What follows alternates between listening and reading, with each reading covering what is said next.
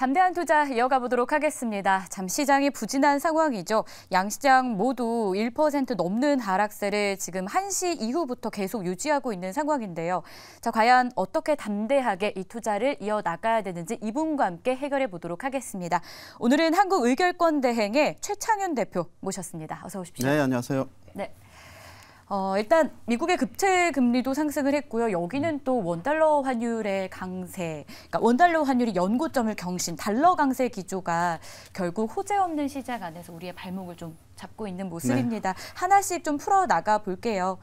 먼저 금리부터 볼까요? 미국의 국채 금리가 16년 만에 최고치를 기록을 했는데 연준 의장이 지난 21일이었죠. 발언 이후에 또 방어세 역할이 된 것 같아요. 추가적인 상승에 현재 분위기 좀 어때요? 네, 특히 오늘 10년물 금리가 거의 16년 만에 최고치라고 하죠. 근데 이게 10년물 금리인데 30년 그 만기 금리는 진짜 많이 올랐거든요. 큰 폭으로 이제 올랐는데 오늘 그 미국 채권 시장에 국채 시장에서 있었던 그 결과를 이렇게 해석을 한다면 고금리가 지속된다. 네. 그런 내용인데 애초에 우리 그 시장에서 이번 9월 FOMC 회의가 있기 전에 8월까지는 내년에 그 금리를 한 차례만 더 올리고 내년에는 한 100bp 정도 금리 인하하는 것으로 그 금리 인하를 4번 정도 25bp를 4번 인하하는 것 정도로 이렇게 예상을 기대를 했었는데 지금 분위기가 이번 9월 FOMC 회의 때는 2번만 인하하는 걸로 이렇게 됐지 않습니까? 근데 시장은 참 많이 앞서갑니다. 그러니까 지금 그 오늘 특히 오늘 같은 경우에 국채금리 이런 동향을 보면 내년에 금리 인하가 나올까까지 이렇게 분위기가 그렇게 잡혀가고 있거든요. 결국 뭐냐면 시장의 흐름 따라 투자 심리가 자꾸 변하는 거죠. 그런데 우리 코너는 이제 담대하게 투자를 해야 되는 거니까 담담하게 그냥 받아들이시죠. 너무 오늘 주가가 2,500포인트를 음봉으로 이탈한 부분에 대해 가지고 좀 저도 좀 예상외로 2,500선을 이렇게 쉽게 내줄 줄은 몰랐는데요. 그러니까 그렇지만 너무 부정적으로 받아들일 필요는 없습니다. 제가 보기에는 오늘 저가 매수 타이밍인 것 같습니다. 오히려 오늘의 하락을 저가 매수의 타이밍으로 담담하게 받아들이시죠. 예. 네, 너무 걱정하지 마시고.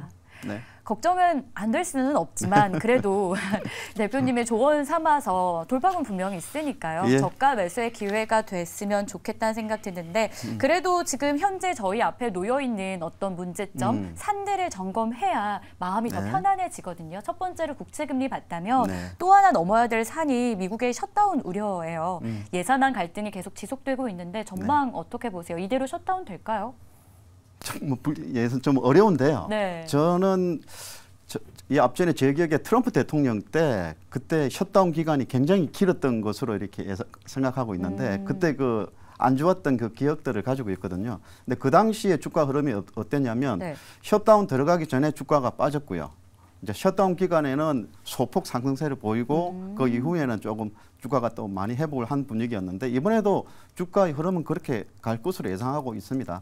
셧다운 되기 전에 주가 빠졌다가 셧다운 기간 만약에 셧다운이 빨리 해결되면 다행인데 뭐 시한이 지금 10월 1일이니까 그때 만약에 뭐 합의가 안 돼가지고 셧다운 기간이 이제 시작된다면 그때는 탐색 구간으로 갈 것 같습니다. 갔다가 어느 정도 이제 합의가 되면 그때는 주가가 좀 회복되지 않을까 이렇게 생각하는데 결론은 뭐냐면 셧다운 되기 전에 주가가 내린다는 거죠.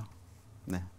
그렇게 이해하시면 되겠습니다. 알겠습니다. 오히려 그때 주가 흐름은 그렇게 나쁘지는 않았다. 네. 셧다운 들어가기 시작하면 그 이후에는 오히려 매물 압박이 오히려 적을 수가 있습니다. 네, 알겠습니다. 우려는 우려지만 그래도 주가 측면에서 보자면 그렇게 우려할 상황이 아닐 수 있다는 점도 염두에 보겠고요. 그러면 무디스가 이 셧다운 우려에 미국 신용등급 하락 경고를 보냈다고 하는데 이게 또 증시에 파장이 되지는 않을까요? 어쨌든 우리는 증시 안에서 뭐 전망이나 어떤 예고 이런 걸로 좀 움직이기 마련이잖아요. 예상된 어떻게 보면 뭐 셧다운 들어가게 되면 미국 신용 등급에 부정적인 영향을 미치는 건 이제 당연한데 우리가 보면은 약소국의 그 서러움이라고 할까요? 미국이 위험해지면 미국 달러 가치가 내려가는 게 아니고 주변국 약소국의 가치가 내려가는 거죠. 이게 참 그 부분이 제일 문제인데 지금 오히려 셧다운 돼가지고 미국 그 신용 등급은 하락한다고 경고가 여러 번 나오고 있는데 달러화는 오히려 강세입니다. 상대적으로 이게 경제가 좀 중소형 국가들의 그런 비애이기도 한데, 근데 지금 현재 상황에서 보면 여러분들 한번 보십시오. 악재는 한꺼번에 많이 오거든요. 그때가 추세가 반전의 그 막바지거든요. 여러 가지 악재는 겹쳐서 오고 지금 상황이 그런 것 같습니다. 이제 셧다운에다가 좀 미국 그 고금리 지속이라는 그런 악재, 그리고 중국 부동산 문제도 또 끼어 있지 않습니까? 네. 네, 이런 부분들이 여러 가지가 지금 겹쳐서 오고 있기 때문에 그 부분을 주가가 지금 반영하고 있는 거죠. 이런 상황에서 여러 가지 악재가 겹쳐 있을 때 주식을 추격 매도하는 건 아니라고 이미 좀 반영을 되어 하고 있다고 이제는 보는 거죠. 알겠습니다. 네. 이미 시장 안에 반영되었기 때문에 전망에 대해서 크게 우려하지 않아도 된다. 지금 같은 맥락에서의 말씀을 계속 해주고 계신데 중국발 우려 이야기도 해주셨어요. 헝다그룹, 중국의 가장 큰 부동산 개발 업체죠. 당초 회생 방안으로 제시했던 것들을 조금 이행하지 못하면서 또다시 위기가 나오는데 네. 국내 증시에는 좀 어떤 영향이 있을지 이 부동산 우려 국내에도 영향 될까요? 전체 시장의 일부 영향을 좀 네. 미치는 것 같은데 특히 오늘 같은 경우에 은행 업종이 약세지 않습니까? 은행 업종이 오늘 제가 보면 3%가량 이렇게 평균적으로 4% 이렇게 빠지는 것 같은데 오늘 은행주 빠지는 이유가 그 부분 같습니다. 헝다 부동산의 그 그룹의 그런 파산 우려가 이제 금융시장 전반 중국을 넘어가지고 우리 아시아 시장까지 오는 거죠. 그러니까 이제 은행 업종 중심으로 약세 흐름인데 저는 뭐 잠시 후에 또 말씀드리겠지만 이렇게 은행주 네. 이렇게 빠질 때 매수 기회라고 저는 봅니다. 네.